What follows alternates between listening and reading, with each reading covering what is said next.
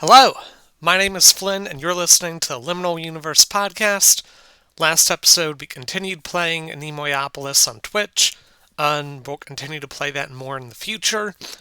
In this episode, I have some new co hosts to talk about tunnels and liminality and our trips to some tunnels at Towson University and Fort Armistead in Maryland. Uh, and before we get into the tunnels, I'm going to have my two co hosts introduce themselves because you've never met them before. So take it away.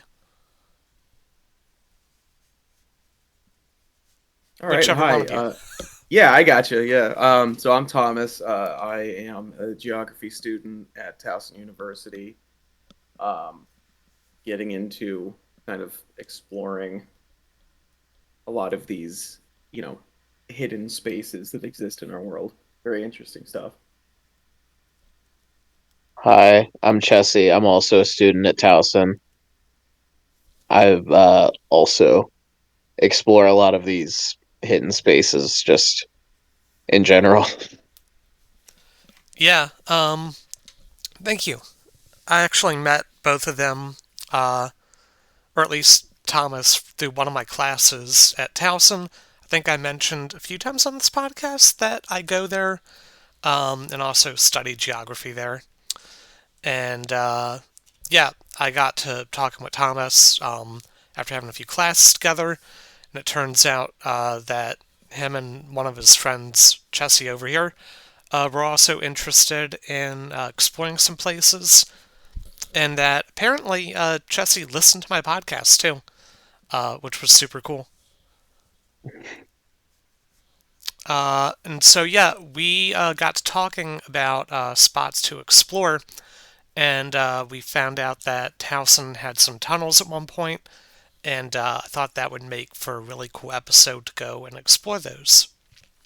So, what we're going to do is give a brief overview on tunnels, kind of how they relate to liminal spaces, and then our trips to two different tunnels that we went to. So yeah, some background on tunnels. Tunnel is an underground or undersea passageway that is enclosed except for the portals at each end of it, and I guess any other smaller entrances and exits.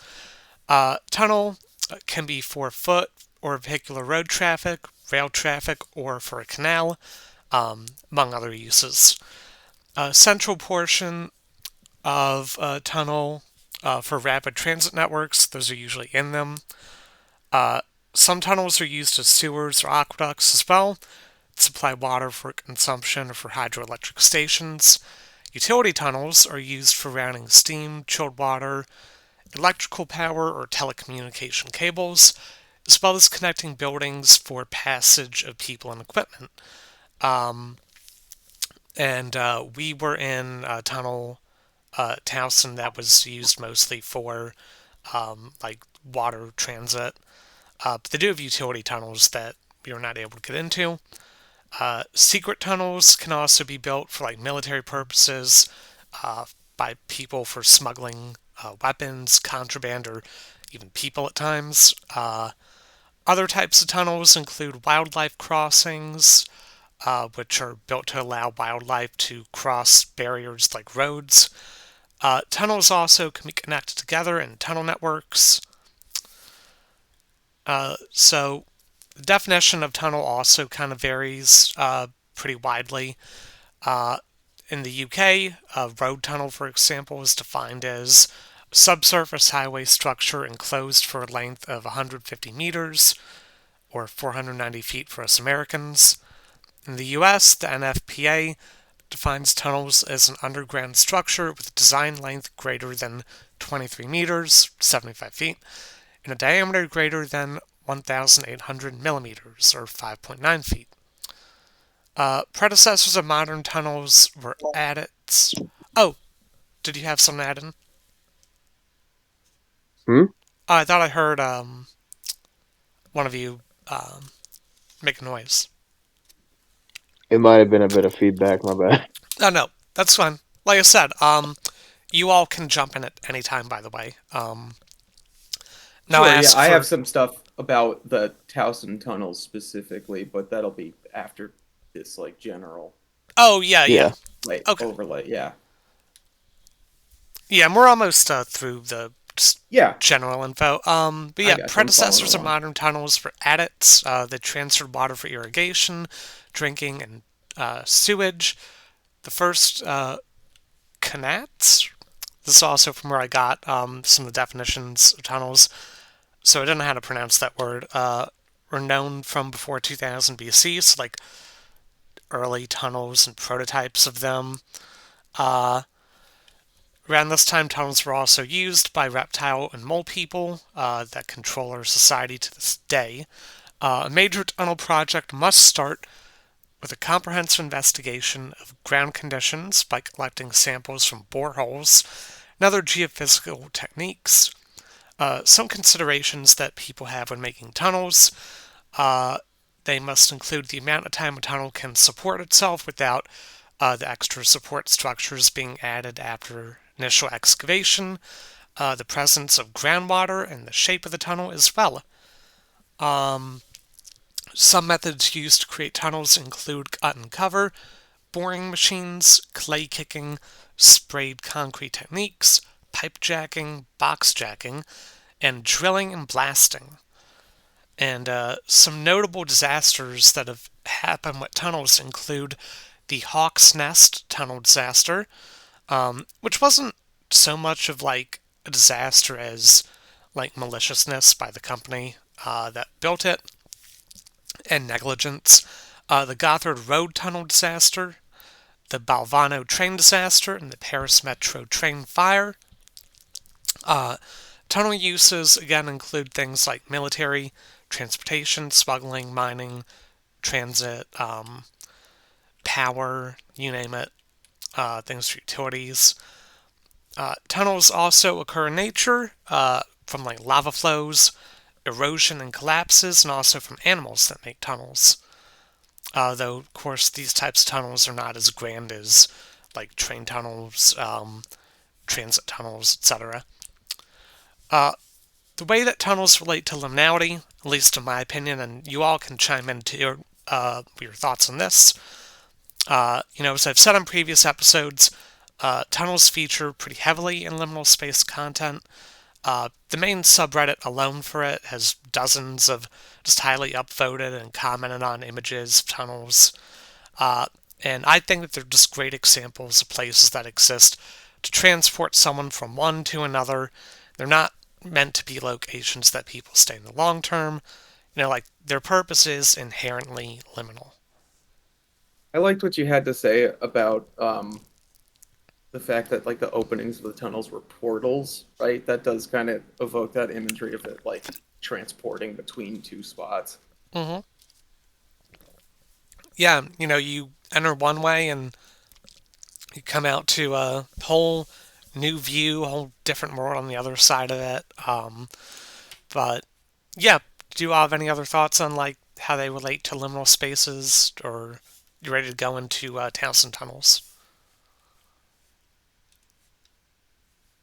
I'm ready for the Towson tunnels.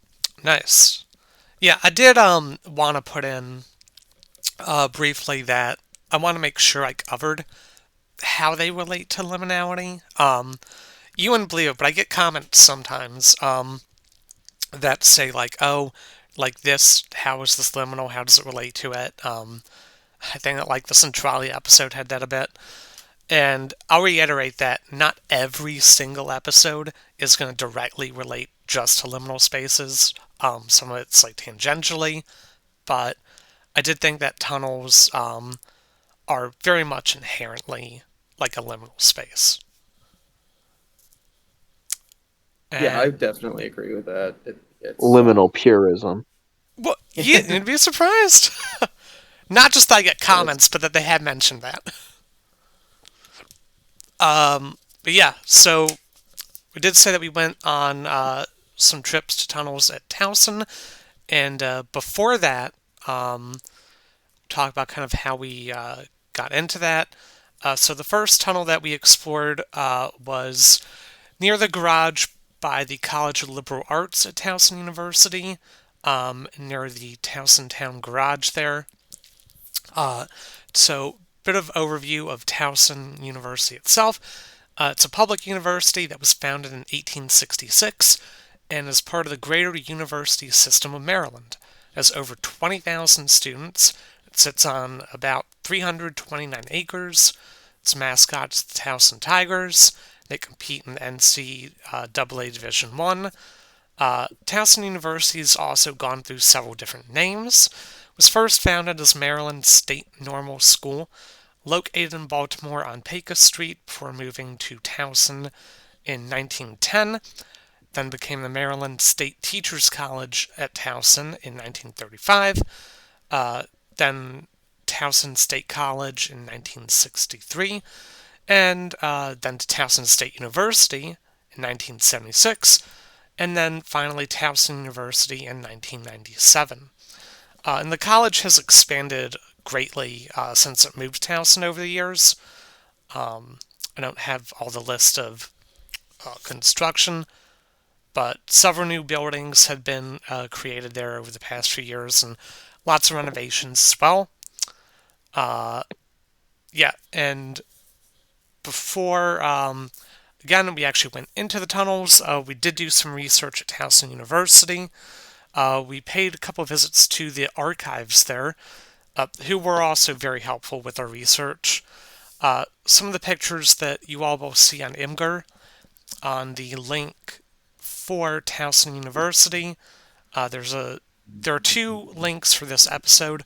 One is specifically for Towson, and I don't know if I've actually sent those to my co-host. So I'm gonna put in the Waxy's podcast channel right now the link to where I've posted everything, so you both can see all the images for Towson and for Fort Armistead.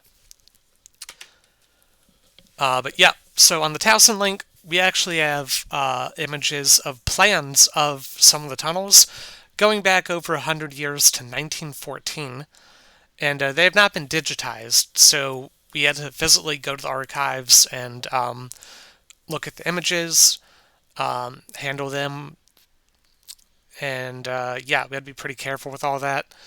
What did you all think of those plans that we checked out? I was really interested because the I think they call it the historic part of campus, right? There's a kind of a core academic mall that still exists. And for those of you who know the campus, it's like, um, Stevens Hall, Van Bocklin, those dorms that are right around there. They've been around for a really long time. And that's where a major maintenance tunnel exists because just basically that part of campus is heated by this big like steam loop. They just call it the loop, and there's a natural gas plant that's like a huge boiler, and that's kind of how they provide heat to those buildings that are in the core there. Um, and we saw that there were some pretty elaborate construction plans and like where they are in those older buildings. And these things are like pretty huge tunnels. Like I could stand up in them. They were like 8 feet tall, 20 feet wide, whatever. And, big parts of them were sealed off.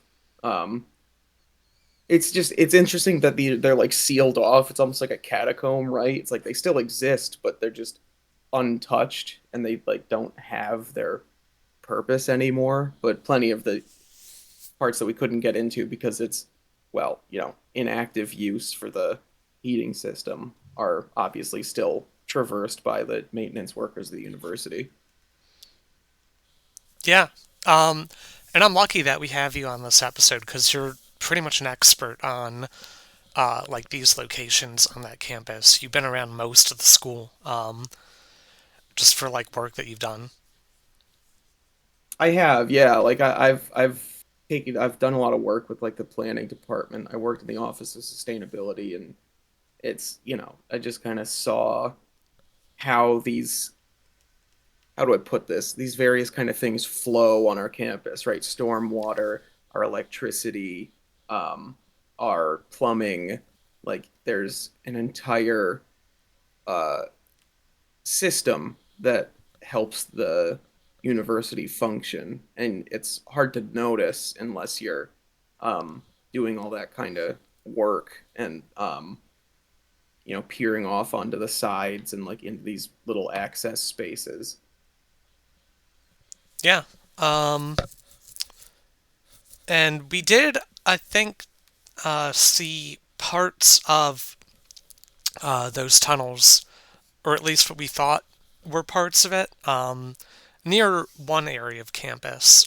We attempted to go into a few of the buildings and like areas around them to find entrances, but we weren't able to get into any of those. Not that we didn't try, we definitely tried our hardest too. And I think outside of one of them, the business school, we saw evidence of like a brick kind of passageway that might be one of the parts of that tunnel system. Oh Uh, yeah, the drainage over by the edge of like Van Bachlen. Yeah, there's yeah, clearly like ancient infrastructure still in there. yeah, and it matched some of what was in the plans. Hmm. Right. Yeah. But so yeah, we couldn't get into any of those, but you know, we know that they're still out there. They still exist on the campus. At least like a lot of them do. Even if they're not really easily accessible, due to like needing card swipe access or if they've just been sealed. Um, yeah. And then our other co-host Chessie was there with us for that too. Do you have any thoughts on that or like the archival info that we saw? I know you got to look at a few of the records with us. Man, cameras really suck. Like we could have gotten in there, but we could have gotten in there so easy. Yep.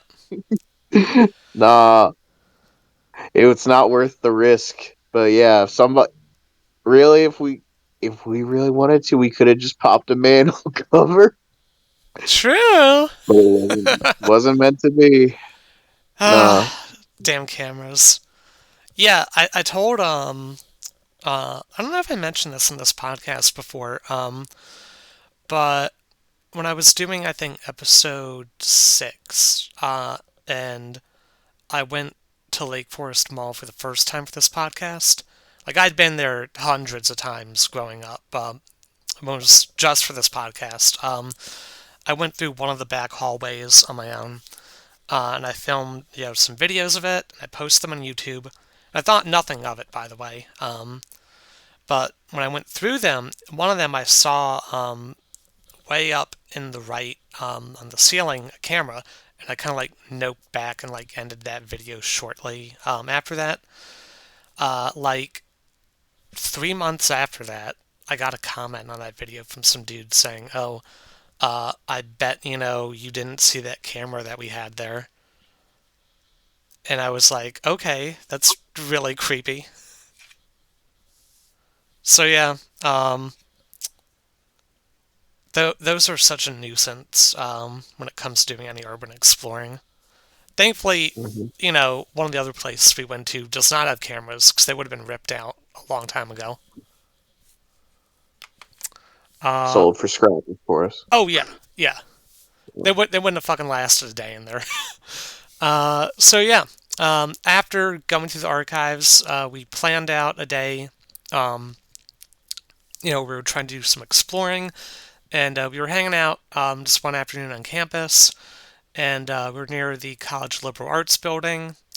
In between that and the Towson Town parking garage, and we were looking for evidence of a stream tunnel that would be near those buildings because I had found a map online, and I don't remember how I'd found it, that uh, said there'd be a tunnel kind of nearby there, and we actually did find one, a pretty large tunnel that went underneath the road and was connected to a stream that was in between those two buildings.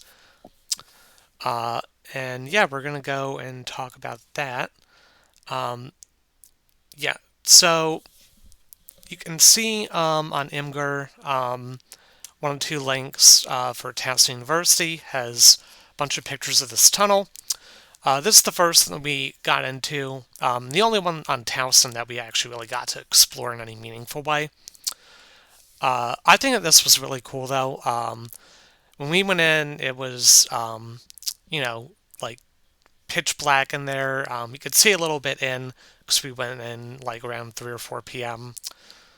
Uh, but I didn't think it would go for as far as it did and have as much like cool shit inside of it. It was really long. It snaked around. There were like a couple of side passageways you could go into. One of them that we even called the bonus hole, which we haven't gone into yet. And yeah, there was running water at the bottom, but it wasn't really much of an issue going in. You can see in the pictures that there's like just a tiny stream through the center, so we could like walk on the sides of it. Wasn't so bad. But I thought this was actually a really great like starter tunnel for us to go into.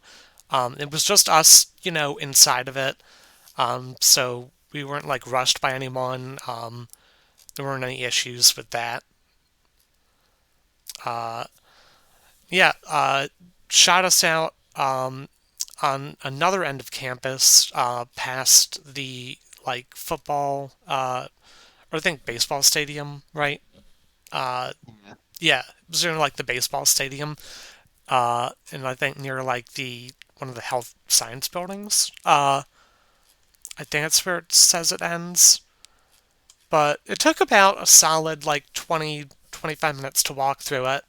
We were going slow, kind of looking at the graffiti and stuff too. But I was impressed. It was a pretty big tunnel. Yeah, it was kind of funny. We were doing our initial scouting, like, oh, let's take a look around, let's see, and poked our heads in, like, oh, maybe we check it out. And then it was like, do we keep going? Do Right. we keep Yeah. going? Oh my God, how long is this tunnel? And I did a little looking around, and I think it's just shy of like a quarter mile. Oh, So wow. yeah, so it's like over like 1,200 feet. So it took a bit, and it opened up into a really large tent. That was like the exit. But yeah, I mean that thing. I'm 6'2", and so I was like standing up in it. So it was a large space. We weren't like crawling through a sewer. Yeah. Um, and yeah, I was surprised. Like, I didn't plan, right? We didn't say, okay, we're gonna go through the entire thing. It just kind of worked out that way. We just didn't stop, and eventually we did see like the light at the other end of it, and we're like, all right, well, we're just gonna finish at this point. Yeah, no. No, it didn't. Oh, go on. It did no. It didn't drop off into a chasm like we we kind of were expecting. Yeah, that or like No. we thought there'd be somebody else like on the other end of it or inside of it, just like waiting to bust us. Yeah.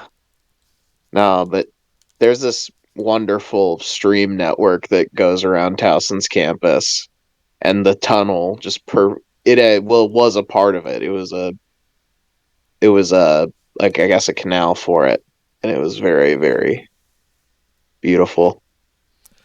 Yeah. The ending though was quite cavernous. You could have a feast in there, really.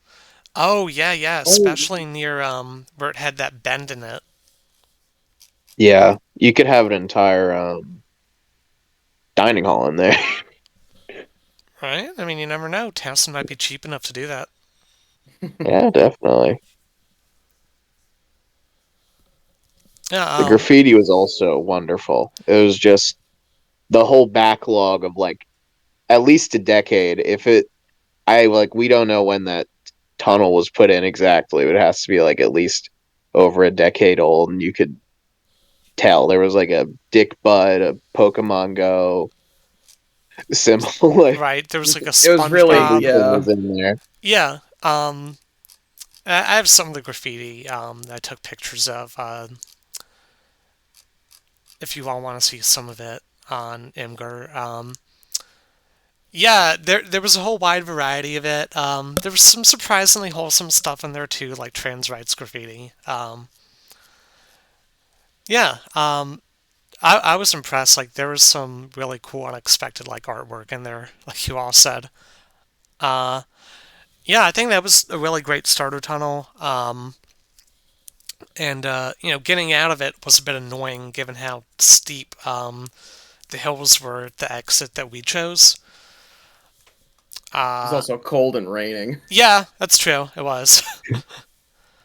But yeah, I thought it was a really good one. And parts of it, especially like all the graffiti and art, remind me of Fort Armistead. And we were lucky though that we had it all to ourselves too. That was great. We got to like take our time, and yeah, we still haven't gone into the bonus hole that's in there. Might have to attempt that sometime. See what other depths there are to that tunnel system. Yeah, it's just one of those like spontaneous moments that gave us some really cool stuff to see and do. You know, we weren't planning to go in and explore all of it at that time, but I'm glad that we did. It worked out great. Yeah, I mean, it kept working out, and we're like, well, okay, well, do Right? this Like, until one of us falls in and doesn't come back or something. exactly. Yeah, I'm not exactly a professional here, so Professional urban explorer.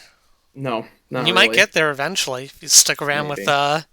coming on my adventures enough. Yeah. So yeah, do you have any last thoughts on Towson and or what we did there before we move on? I appreciated it as a um this kind of hidden space because like it's not built for people, but Mm-hmm. there was obviously a good amount of meaning in that space because of what was like the artwork that was done on the wall. Like some of it was just like childish graffiti or something, but there was like effort put in there. And it seems intentional that it's a place that was not designed for people to go. It's not inherently like welcoming, you know. Yeah. And I thought that was cool. I mean, it says something about what people are looking for and like how they want to, um, I guess, go through life, right? Like it does something different for the university to like build a discrete room and be like, oh, this is for you guys. This is for like we're dedicating this room to like whatever. Versus like I'm gonna make my own space. Gonna find my own secret little places to hang, um, and like selectively sharing that with people. Yeah. Something really special about that. And how, people are making their own spaces, out of areas like that. Jesse, any last thoughts on Towson? Or you good? Yeah, it definitely felt like the true. It felt like the soul of the community. Really ties the place together. Yeah, definitely. Some of that art definitely, reminded me of that. Um, yeah. All right, let's talk about the second place we went to, Fort Armistead.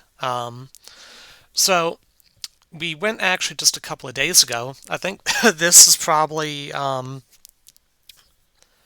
of the quickest to visiting a location to airing the episode that I've done on this podcast outside of maybe Lake Forest. You know, it's taken me probably like 8 months to do what was it, Eastern State. So this one was pretty quick turnaround time for this podcast.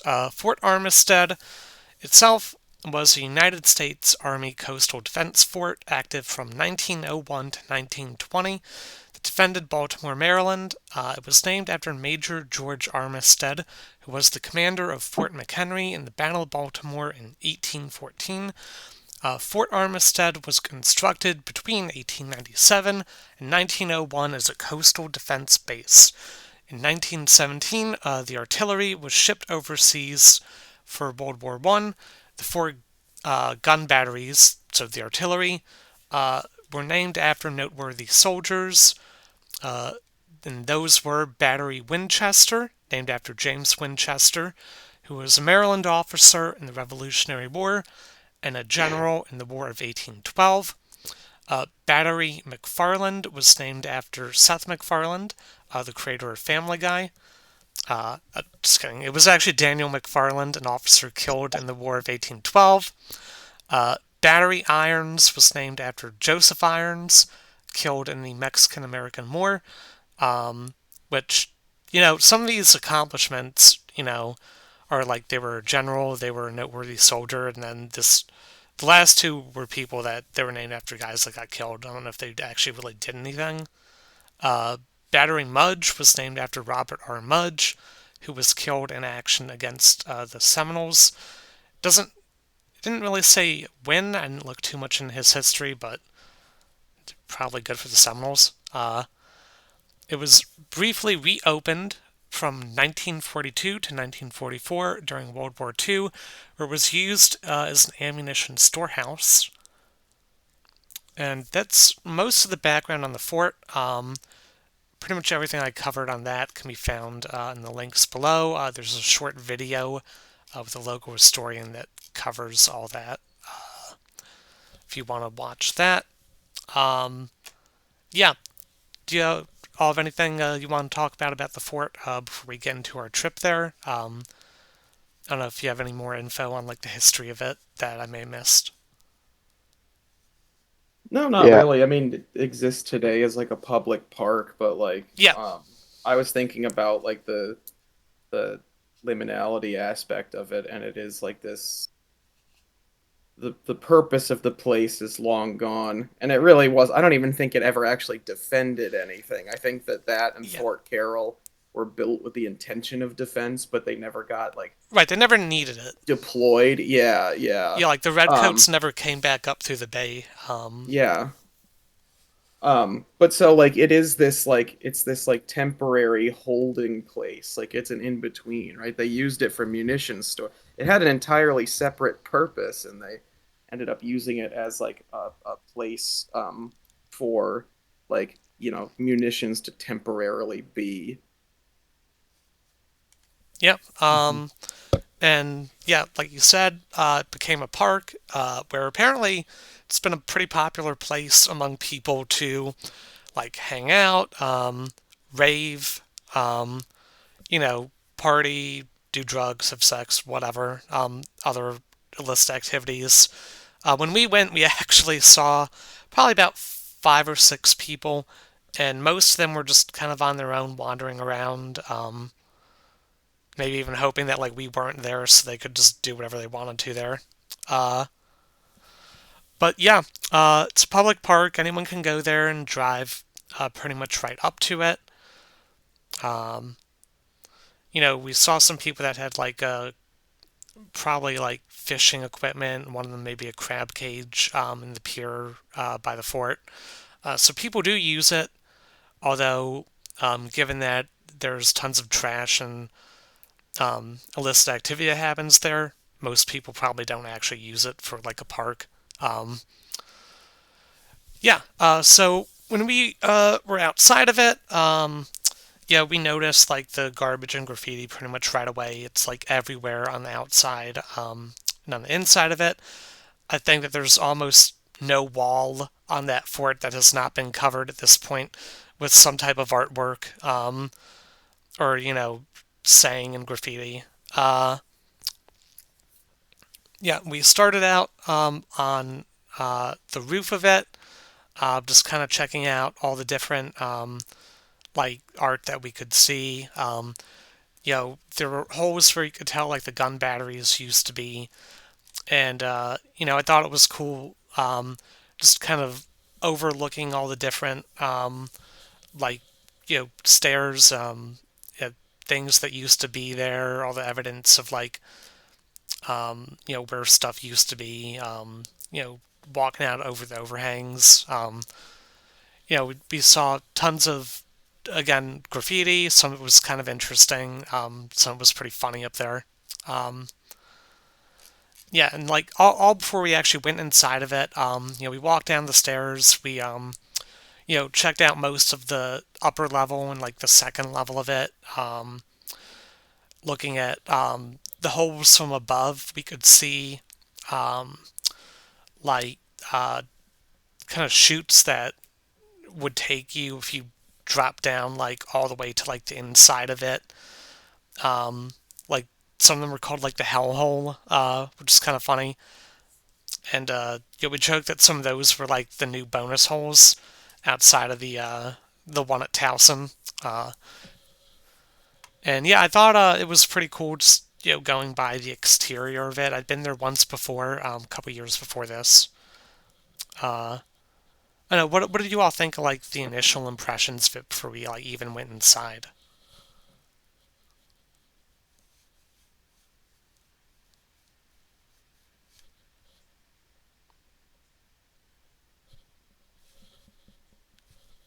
Hello?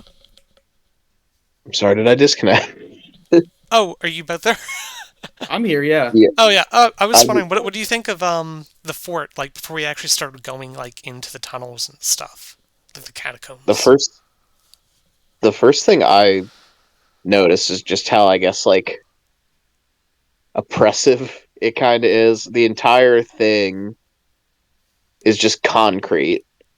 It's the actual area that's designated as the park is a very small scrap of land.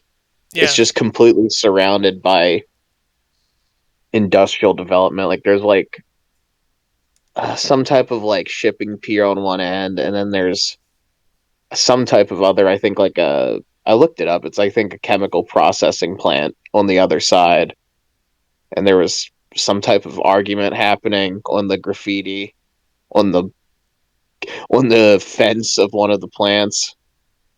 But it's also a place that feels like it's been kind of reclaimed because of how colorful people have made it with the artwork. That it feels like it's kind of a I guess a statement on like how environments are now and how people are actually willing to use them. Yeah. Um, and like like you said, it's just in between a bunch of industrial stuff, and it's also completely overgrown as well.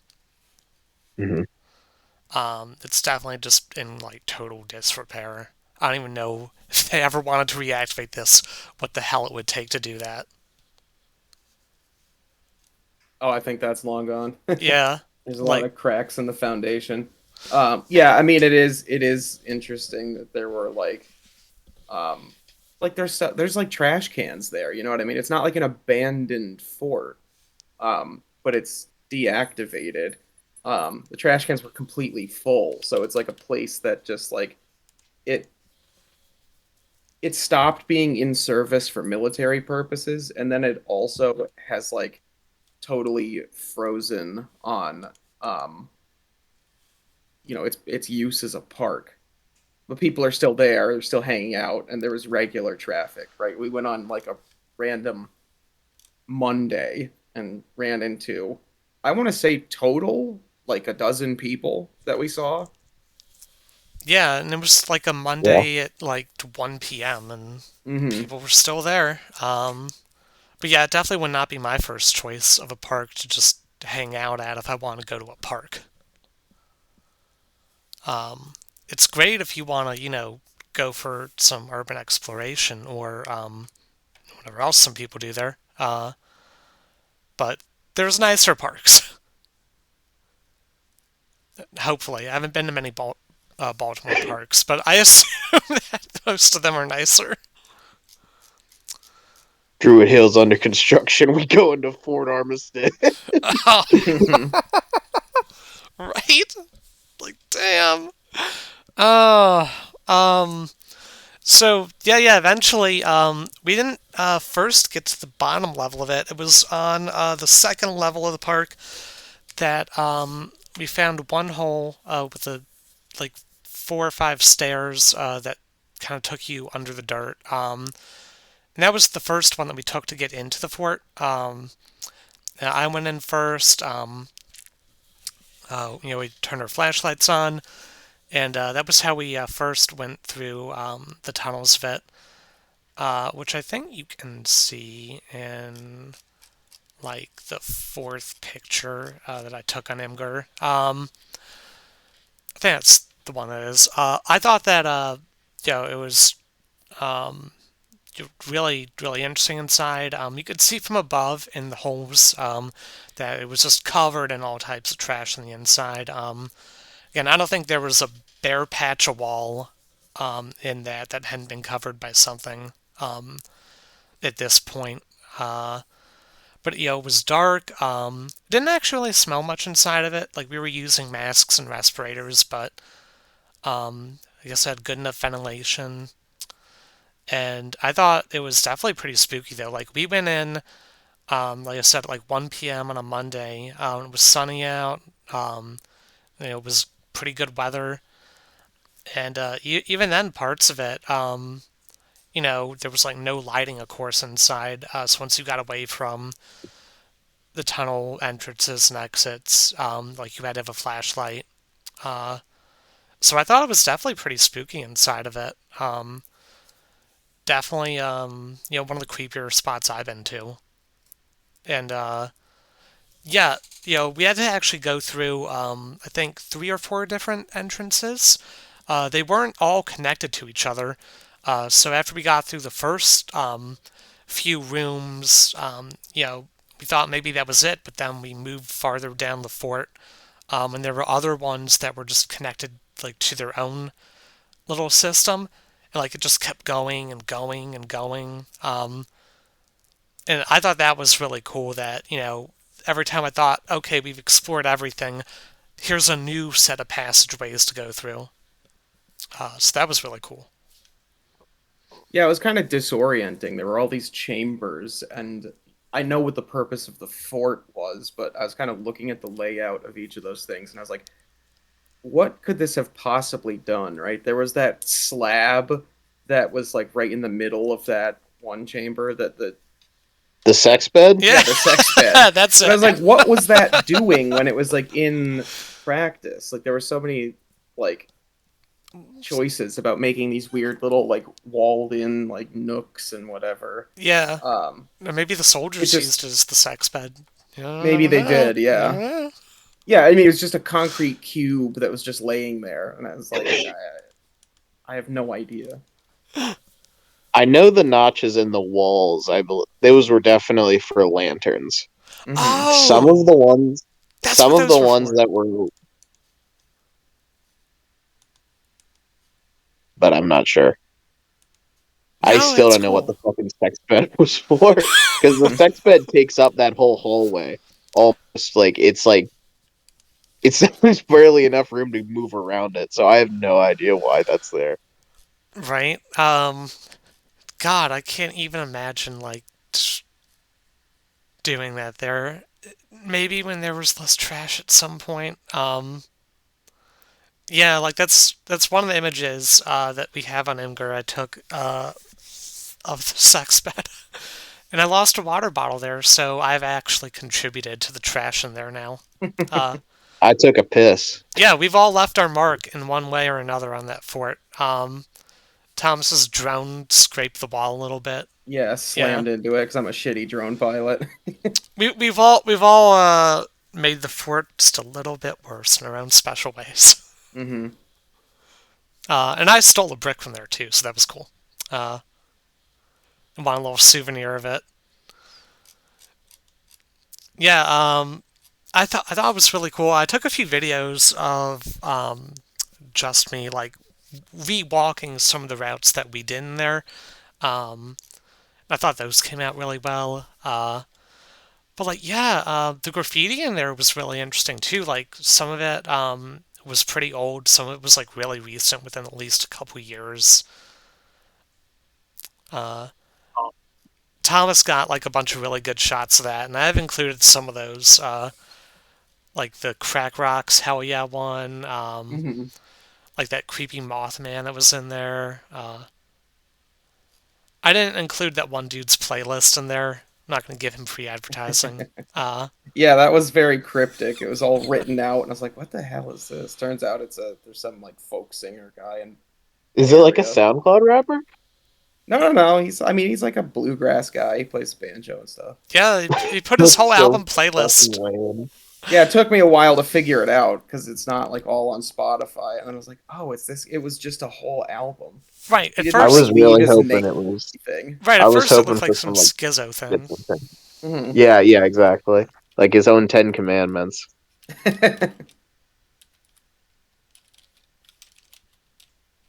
Right. Oh, I forgot to send it to all of you. That one thing I talked about with that one crazy website. I'll link it after the episode. Which is it reminded me like that playlist at first before I realized what it was. It reminded me of that.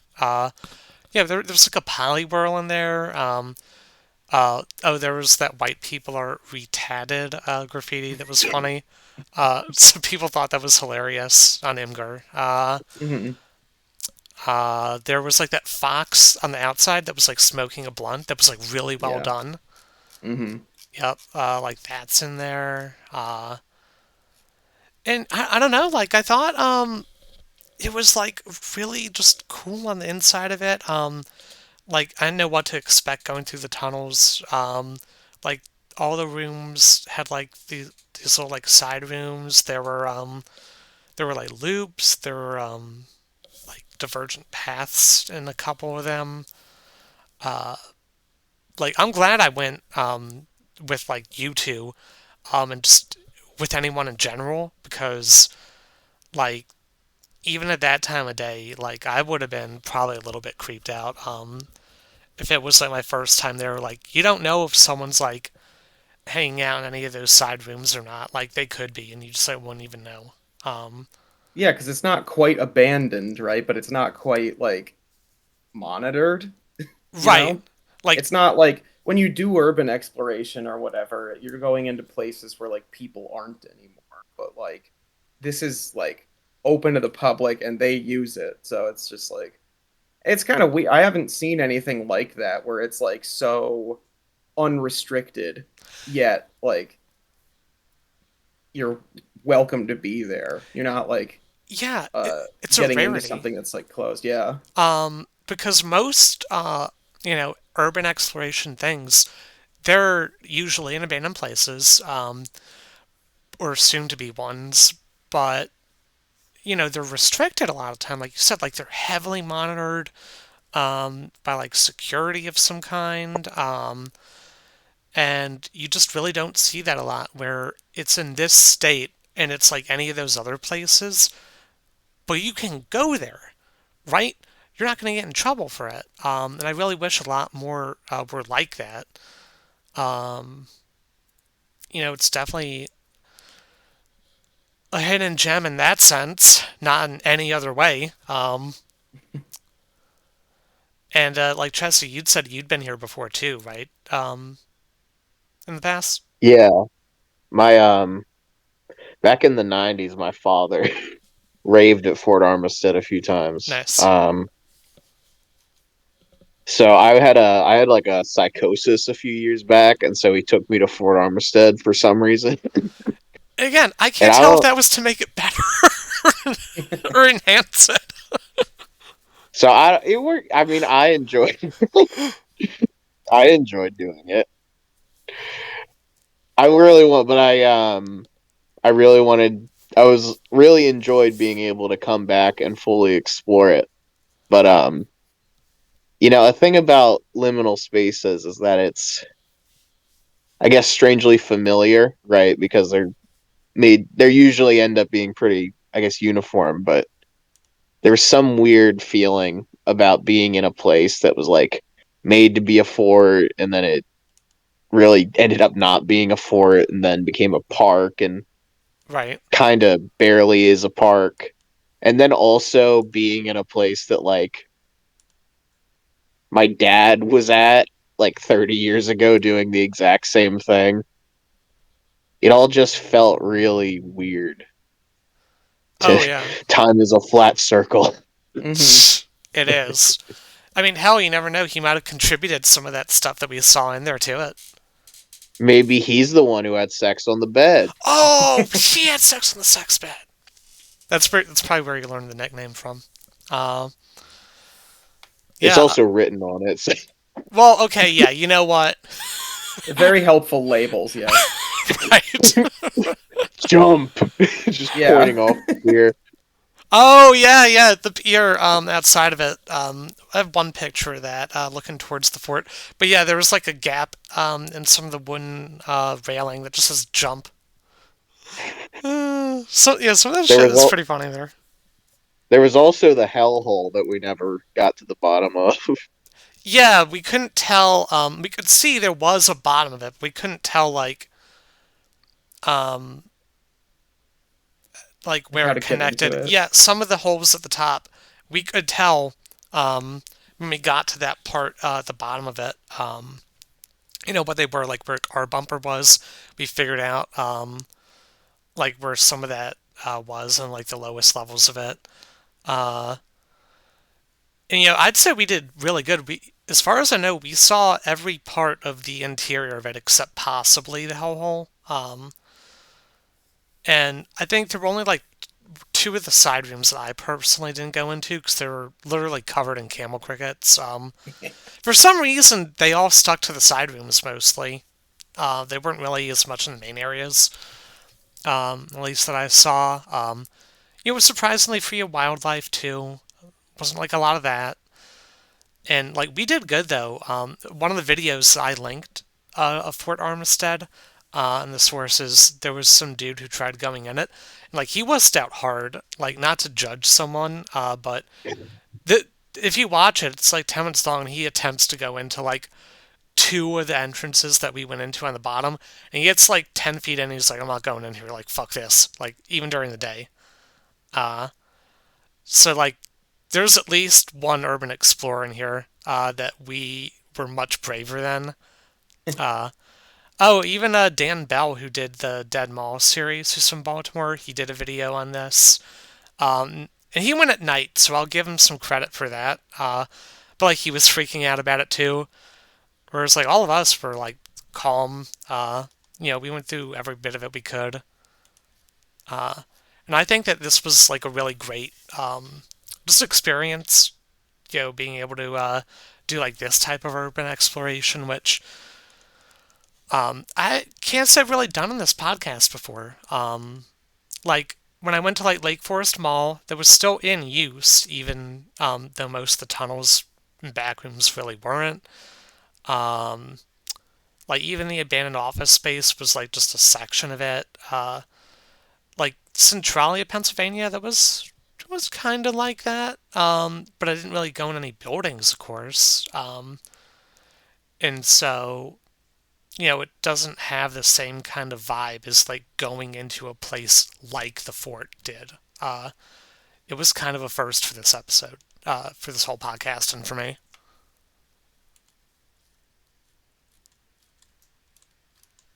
I found an EpiPen on the ground. Yeah. Oh yeah, you did get some loot. I bet we Stim could have pack. taken that bumper. Yeah. We should have. We got to go back for it now. Yeah. And then go into the hellhole. Uh, yes. Yeah. So between that and the bonus hole at Towson, there's two that we could still explore if we're brave enough, or like that hellhole, probably masochistic enough because it was covered in God knows how much glass and trash. Oh yeah, that they're like people are gonna like throw beer bottles around. Totally fine, whatever. I cannot understate, or I cannot overstate, I guess, how much broken glass was on top of the fort. It was like a blanket of snow. Yeah, Like it was crazy. it was like a liquor store's worth of broken glass. There was a ton of it. Yeah. Yeah. But no, I thought that was just a great place to check out. I'm super glad that both of you went there with me. Yeah. Like that was really cool. It's always nice though, just going to any of these places. that I've been to with other people, and then like especially having all of you on as guests too. Like I feel like not that like I make bad episodes, but I feel like the best ones that I've ever done are the ones not just where I've like gone to somewhere, but had people on like to talk about it too. And so yeah, that was really cool. Did you all have any other thoughts on the fort or just our adventures in general? It'd be great The if I. fort. No, go Hmm? ahead.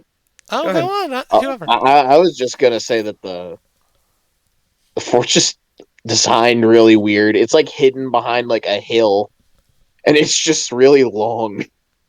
It's like flat. It's not as big as it looks. So like you go in and it just I don't know. Like I can get why people are like scared to go in, but it's not that big. It's Yeah, just it's stretched out like a little pancake. Yeah, I was gonna That's say all. it'd be a little better for me in the future if I actually figured out how to operate the drone that I have, because I was like, I'll take some pictures, it'll be cool. I just kept slamming it into the wall and the well, we did find out that uh, that's also probably because it had an issue with the air current in there too. So yeah, maybe. yeah, I wouldn't say that was really just piloting. Yeah, well, yeah. Well, you guys can watch me crash my drone, I think.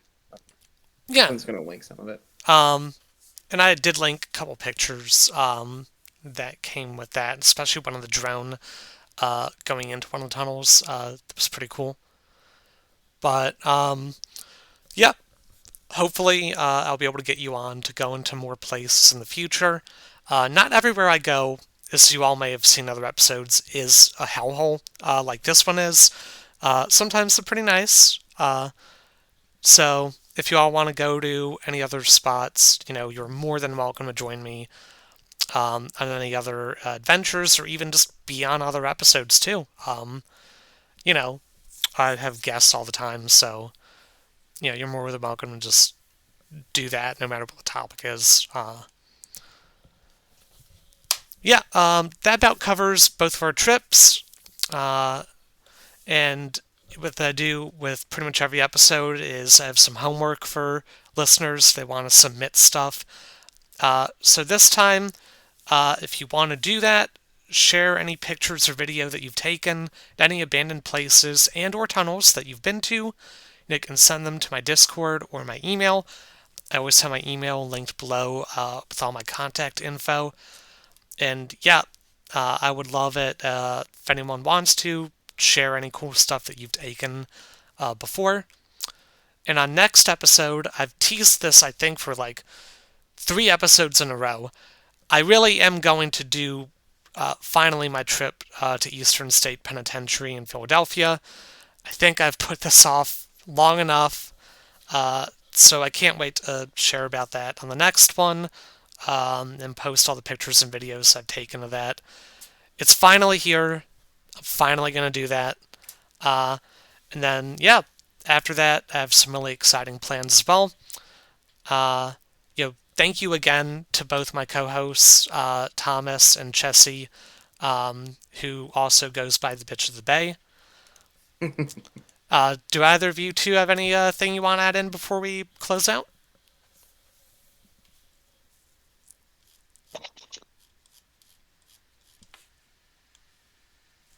Speak Oh, now I or think forever rest in peace. no, I mean, I think I'm good. I always like Yeah. poking my head around places maybe where I shouldn't be. It's always Uh, nice. and I'm glad. Thank you. I'm thankful Yeah. for it.